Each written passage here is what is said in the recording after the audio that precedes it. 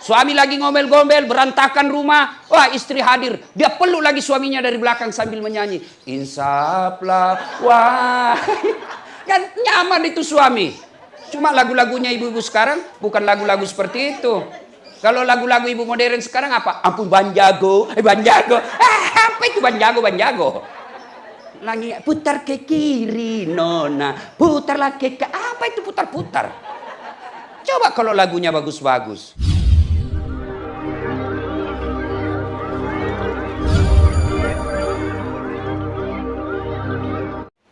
Kita tetap panglima suami kita, tetap bintang suami kita, tapi dikasih penyakit.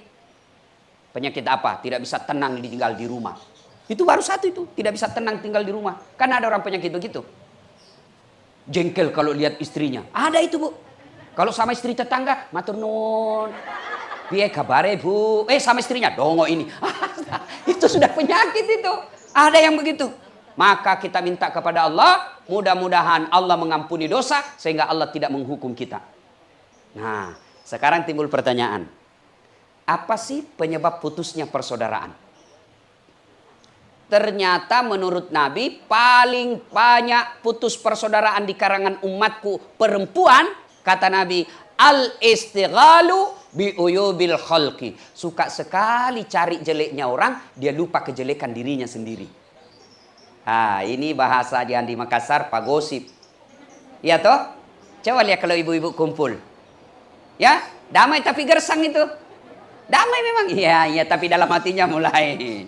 Lewat satu dilihatinya. Dari mulai masuk sampai duduk dilihati dari kepala sampai pas duduk mulai. Apa sih? Apaan? Penyakit kita itu putus persaudaraan, gibah.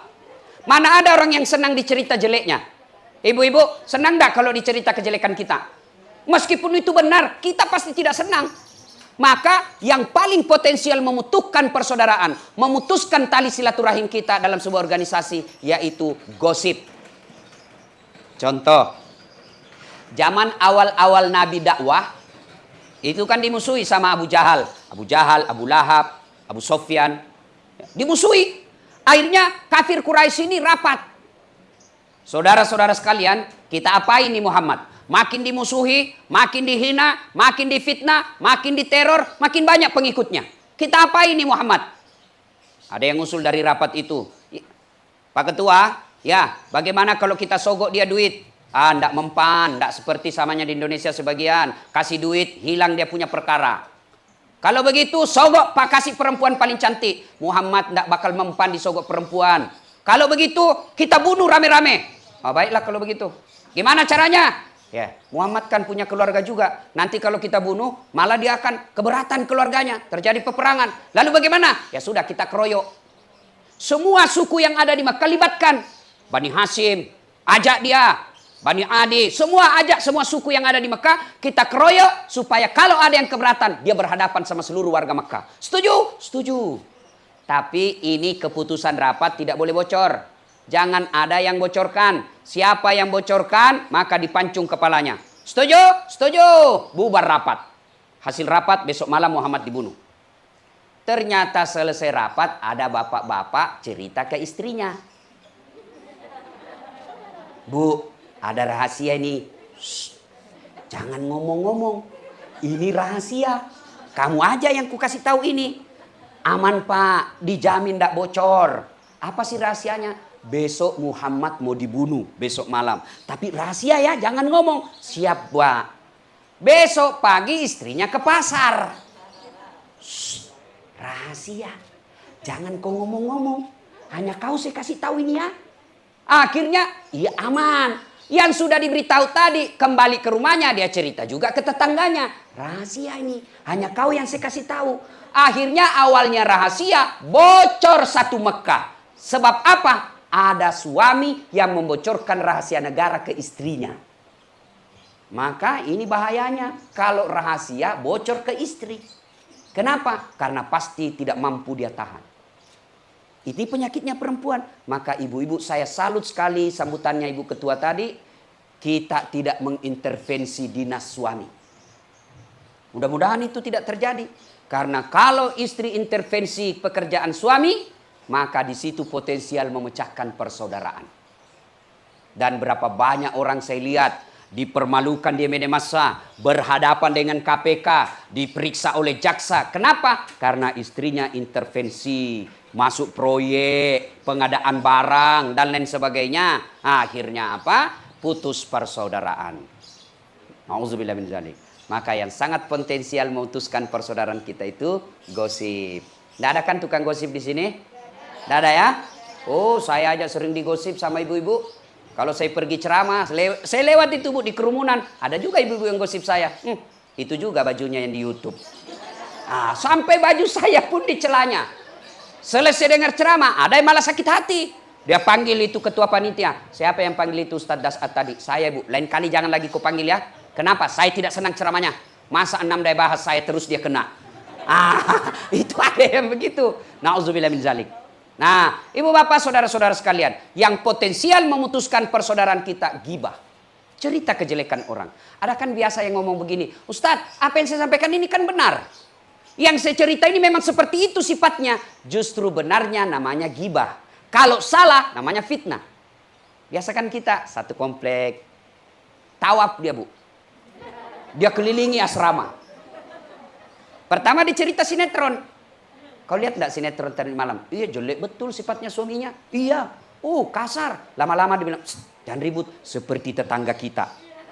Tadi sinetron diterima, langsung ditransfer ke tetangga. Dan begitu dia bilang tetangga, iya memang betul. Padahal dia tidak tahu urusan. Suka sekali ikut campur.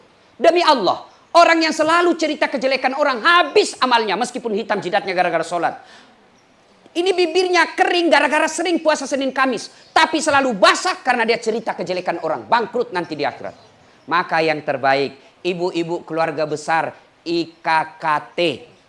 Kalau ada yang datang bawakan gosip. Assalamualaikum. Waalaikumsalam. Bu, itu Bu, suaminya, istrinya rajin betul majelis taklim. Tidak pernah alfa majelis taklim. Tapi kok suaminya jahatnya? Suaminya selingkuh.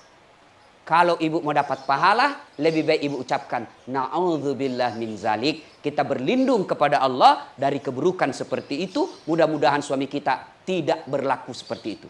Itu yang baik. Jangan malah, iya memang benar itu. Saya juga tahu.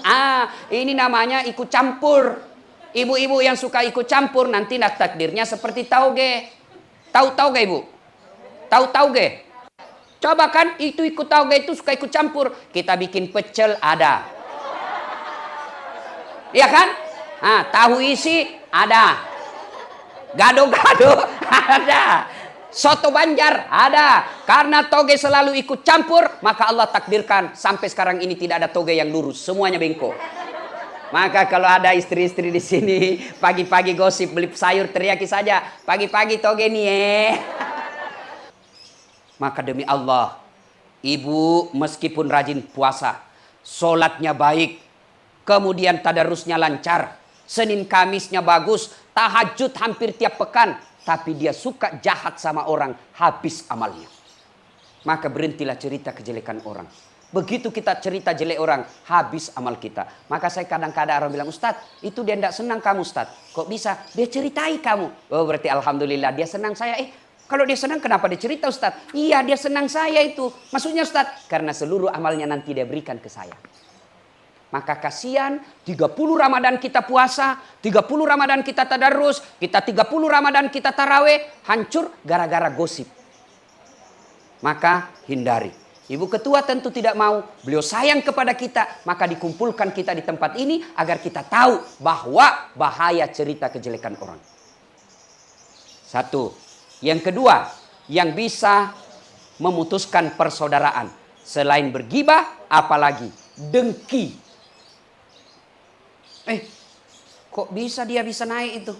Kok bisa dipromosi? Suami saya lebih senior. Jangan sangka buruk, sangka baik saja. Allah pasti memberikan kita sudah sesuai dengan kadar kemampuan. Jangan pernah sangka buruk. Kok suami saya tidak dipromosi-promosi? Kok suami saya kok tidak jabatan? Suami saya dapat jabatan kok tidak layak? Sangka baik saja, Allah pasti kasih yang terbaik. Tugasnya ibu, seperti ibu ketua tadi, doakan suami. Jangan malah mendengki. Datang suami kita dapat kabar mutasi suami kita tidak layak. Maka istri yang baik seperti Khadijah. Jadi ketika suami dapat mutasi yang tidak layak, ketika suami tidak dapat promosi yang baik, istri hadir memberi semangat. Ketika itu kan Nabi kedinginan, menggigil, Khadijah hadir. Ya Rasulullah, jangan kau cemas, jangan kau ragu. Kalau tidak ada yang percaya sama kau ya Rasul, sayalah orang yang mendukungmu. Kalau kau butuh harta, saya jual cincinku, saya jual hartaku, pakai semua hartaku untuk dukung kamu ya Rasul. Itu istri yang baik. Bang, tidak usah cemas bang. Allah sudah takdirkan. Bagaimanapun Allah sudah kasih. Biar abangnya berusaha. Kalau Allah tidak restui tidak jadi bang. Maka peluk suami kita. Lalu kita laju nyanyi. Bila kamu di sisiku, hati rasa syahdu. Enak suami kita. Langsung tenang. Hah? Suami lagi ngomel-ngomel, berantakan rumah. Wah, istri hadir. Dia peluk lagi suaminya dari belakang sambil menyanyi. Insaplah, wah. Kan nyaman itu suami. Cuma lagu-lagunya ibu-ibu sekarang bukan lagu-lagu seperti itu. Kalau lagu-lagu ibu modern sekarang apa? Ampun Banjago, Banjago. Apa itu Banjago, Banjago? Lagi putar ke kiri, nona. Putarlah ke apa itu putar-putar? Coba kalau lagunya bagus-bagus. Ya, suami dikasih dorongan, motivasi. Ya, selesai pergi suami bertugas di kantor, WhatsApp-nya istri masuk. Bang, jangan cemas bang. Allah telah mengatur semuanya. Jangan menghalalkan segala cara. Saya istrimu di rumah, apapun hasilnya, yang penting halal. Kau pun pulang dengan selamat tanpa duit. Saya sudah senang dan bangga. Salam sayang selalu dari istrimu di rumah. Wah, senang kita sebagai suami. Benar, ibu-ibu. Pernah WhatsApp suaminya begitu? Pernah? Paling WhatsAppnya, jangan lupa saya nggak beli gas. Iya kan? Nah, kalau kita saya ini Bu, Ibu Jenderal, saya senang betul kalau saya dapat kiriman video dari istri saya lagi ngajar ngaji. Saya rasa ya Allah tidak sia-sia saya menjadi suami. Tapi kalau masuk WhatsApp yang tidak enak, suami pasti pusing mikirnya. Di kantor sudah dimarah-marahi sama komandan. Sudah benar malah ditendang. Siap salah komandan, siap salah komandan. Ayo, sampai di warung kopi dikejar tagihan. Di jalan macet. Sampai di rumah dimaki-maki lagi sama istri. Bodoh memang kamu. Kenapa kau tidak lawan? Apa mau dilawan? Nah, dia panglima. Ada kan begitu? Iya toh? Maka yang baik datang suami. Ibu hadir seperti Khadijah. Kalau ibu hadir seperti Khadijah, siapapun yang goda suami ibu, dia akan berkata, sorry, istriku adalah bidadari di rumahku. Tidak ada apa-apanya buat kau. Tapi kalau dapat ditelepon kau di mana? Lagi di mall. Apa tanya-tanya? Tengah hari ditelepon lagi jogging. Ditelepon lagi sore, lagi mana? Bleaching. Begitu suaminya pulang kasihan tugas di kantor dimarah-marahi, dia berharap sampai di rumah ada istrinya yang sambut. Sampai di rumah buka tempat makan tidak ada, istrinya juga suaminya juga tidak ada. Dia telepon istrinya lagi di mana? Belum pulang. Kamu kok banyak sekali tanyamu, gajimu aja yang sedikit. Tanyanya banyak, gajinya sedikit. Istri tentara kan sedikit gajinya. Iya toh? Iya. Iya. Ya mau dia apa, sudah itu dari negara. Maka ibu-ibu yang bagus, motivasi suami. Begitu suami, kirimi video-video yang baik. Bang, saya lagi dengan cucu nih, ngajari ngaji. Senang kita sebagai suami. Ini rahasia buat kami nih, ibu-ibu nih tahu. Tapi kalau suka ngomel, menghasut suami, apa kek kau sikat di kantor. Kamu kasih cincin ini hanya cincin nikah sekali-kali, tidak pernah lagi ada tambahan. Maka suami akhirnya menghalalkan segala cara. Dan pada saat itu kalau ketangkap siapa yang malu? Semua kita. Maka istri yang baik tidak pernah bersakwa sangka kepada suami. Coba lihat itu Khadijah ibu. Ketika Nabi pulang terima wahyu. 3 hari 3 malam tidak ada kabar. Nabi naik ke Gua Hira. 3 hari 3 malam. Pulang. Nabi kedinginan. Lalu Nabi berkata, istriku sayang, selimuti saya kedinginan. Bagaimana reaksi kira-kira kalau ibu? 3 hari 3 malam tidak ada kabar dari suami. Ditelepon tidak dijawab. Di WhatsApp cuma dibaca, tidak dibalas. Tiba-tiba pulang kedinginan minta diselimuti. Apa ibu lakukan? Apa langsung sami'na wa ata'na, saya dengar dan saya taati? Tidak. Bu, selimuti saya kedinginan. Apa dia bilang istrinya? Dari mana kau? Langsung diinterogasi, mana HP-mu? Maka istri yang baik, ayo seperti sifat Khadijah. Nah, ibu bapak, saudara-saudara sekalian, ini makna halal bihalal. Ya, gimana kita mau baik sama tetangga kalau dalam rumah tangga kita tidak baik? Dan bermula dari menjadi istri yang soleha. Saya mau bahas bagaimana kewajiban suami, tapi kan tidak ada suami di sini. Maka insya Allah lain waktu. Suami. Nah, ibu bapak, saudara-saudara sekalian, ini tujuannya kita dengar kajian-kajian seperti itu. Mudah-mudahan bisa membuat kita semakin akrab. Kemudian yang keempat, yang bisa memutuskan tali persaudaraan, kesombongan. Apa yang membuat orang sombong? Kata Nabi ada 4. 1, tambah jabatan. Apa yang kita mau sombongkan dengan jabatan? Saya lihat tadi ada 2, ini ada masih ibu nih. Ibu Widodo AS. Beliau di zamannya pasti berpengaruh. Dan ibu ketua waktu itu masih hormat-hormat juga kan? Nah, sampai sekarang, ya kan? Nah, yang namanya kehidupan seperti roda. Kadang kita di atas, kadang di bawah. Makanya ketika di atas, jadilah pengayom. Dan ketika di bawah, jangan berkecil hati. Tapi harus tahu diri. Jabatan, ini kita di tentara. Bintang 1, bintang 2, bintang 3, bintang 4. Ada batasnya. Apa batasnya? Pensiun. Biar kita saudara dengan presiden, pasti pensiun. Kalau sudah pensiun, mau keluar dari rumah, masih pakai bintang 4, pegang tongkat, padahal sudah pensiun. Satu komplek, sudah gila itu, kasihan bapak. Ya kan? Apa yang kita mau sombongkan? Ibu panglima aja tidak boleh sombong, apalagi kamu istri prajurit. Baik-baiklah. Maka ketika kita mempunyai jabatan, jadilah pengayom. Ketika ibu punya posisi, lindungi karyawan ibu, lindungi orang-orang di bawah ibu. Maka begitu ibu pensiun, tetap dicintai oleh bawahannya. Pasti. Tidak akan berhenti orang datang ke rumah ibu. Dia akan berkata kepada anaknya, "Nak, besok kalau kau dapat, baik-baik kau sama keluarga itu bapak baik sekali dengan istri." Tapi kalau kita tidak bisa menjadi pengayom, maka dia akan dendam dan begitu akan berpengaruh kepada anak kita. Begitu orang yang pernah kita sakiti dapat posisi, dia akan berkata, "Datang anak kita bawa." Sudahlah, tidak bagus itu sifatnya itu. Anak jadi korban. Yang kedua, penyebab datangnya sombong kata Nabi, bertambahnya harta. Harta hanya titipan. Saya kira Ibu Dewi Makes di sini orang kaya. Tapi kekayaannya tidak dinikmati sendiri. Tapi beliau datang untuk memberi santunan kepada keluarga besar IKKT. Dan orang yang rajin bersantun, menyantuni orang, berderma, itu panjang umurnya. Kok bisa panjang umurnya Ustaz? Apakah panjang umur itu lebih 100 tahun? Apakah panjang umur 150 tahun? Tidak. Panjang umur itu artinya Bu, meskipun dia sudah dikubur, tapi orang masih mengenangnya. Itu biasanya orang dermawan. Kalau orang pelit, jangankan meninggal, masih hidup aja didoakan kita sial. Lewat mobil, mudah-mudahan tabrakan, pelit betul. Ya Bu ya. Ustadz, saya mau berderma, tapi kan saya tidak ada duit Ustadz. Maka berdermalah dengan akhlak. Kalau ibu belum punya duit memberi tetangga, sayurlah kita derma kepada tetangga. Sayur pun tidak bisa, jangan ganggu rumah tangga orang. Tidak bisa kita kasih uang, kasih akhlak. Ketemu, "Assalamualaikum, gimana kabar Bu? Saya doakan sehat walafiat." Itu sudah hadiah.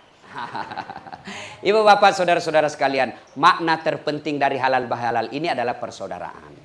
Hilangkan sakwa sangka, hilangkan dengki, hilangkan kesombongan, maka insya Allah talin persaudaraan. Wa'tasimu bihablillahi jami'an wa la tafarraqu. Berpegang teguhlah engkau kepada tali persaudaraan agama Allah dan janganlah engkau bercerai-berai. Sudah ini, Ibu bermaaf-maafan. Cuma kalau minta maaf tidak sekedar maaf lahir batin, taqabbalallahu minna wa minkum, tidak cukup begitu. Kalau kita tidak punya rasa dosa khusus, cukup seperti itu. Tapi kalau Ibu punya dosa yang pernah memang Ibu lakukan dan menyakiti, maka Ibu tidak cukup minanul aidin wal faizin, maaf lahir batin. Harus sebut apa judulnya dosanya Ibu. Bu, maafkan saya. Kenapa? Saya pernah dulu maki-maki Ibu kan. Waktu itu karena disuruh tidak selesai. Ya maafkan saya hilaf waktu itu. Baru boleh. Kalau berkaitan dengan barang, tidak cukup sampai di situ. Tambah lagi syarat berikutnya, barang kembalikan. Ibu Ketua, maafkan saya. Pernah dulu ada hilang komputer di organisasi. Itu saya yang ngambil Bu, saya hilap. Anak saya lagi ngusun skripsi, tidak ada laptop di rumah Bu. Maafkan saya Bu, saya hilap. Kata Ibu Ketua, ya saya maafkan kau Bu, tapi kasih kembali dulu itu laptop. Selama laptop masih dimiliki, selama itu dosa tidak diampuni. Maka yang pernah mengambil barang-barang inventaris TNI, kasih kembali besok. Selama ibu tidak kembalikan, selama itu dosanya tidak akan dimaafkan. Maka kembalikan. Kalau di dunia ibu, tanggungnya paling disidang di mahkamah militer. Tapi kalau akhirat, na'udzubillah min dzalik. Ibu dimutasi ke Papua masih ada pilihan, pensiun dini. Ibu dipindah masih ada pilihan, saya berhenti. Tapi kalau sudah masuk kubur, senang, tidak boleh lagi keluar. Tinggal kau di situ. Bahkan kalau ibu keluar, lari satu kompleks sama ibu. Maka sebelum itu terjadi, mari berhalal bihalal. Betul sekali apa yang ibu katakan, ibu ketua umum tadi katakan, halal bihalal adalah tradisi bangsa Indonesia. Yang halal bihalal ini bahasa Arab, Ibu Dewi, ini bahasa Arab. Kalau ibu ke Arab tidak ketemu ini halal bihalal. Halal bihalal ini hanya ada di Indonesia. Di Malaysia tidak ada. Kalau Malaysia istilahnya open house. Kalau Indonesia halal bihalal.